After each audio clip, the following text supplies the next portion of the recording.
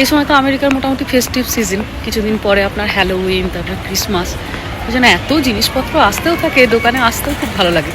চলুন আপনাদেরও ভারী ভালো লাগবে ভেতরটায় যেতে। অনেক দিন পর কস্টকো এলাম, তবে এবার ঘন ঘন আসবো।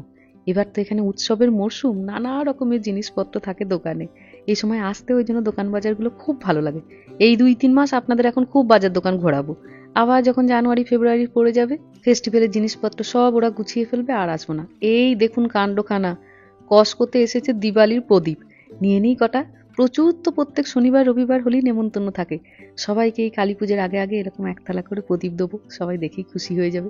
তবে অর্ধেক খালি হয়েও গেছে, দাঁড়ান আগে 2-3টে বক্স তুলি, তারপর আপনাদের ভালো করে দেখাচ্ছি। এই দেখুন কি সুন্দর, আর থালাটাও কিন্তু ভারী সুন্দর জানেন, মনে হয় মেটালের।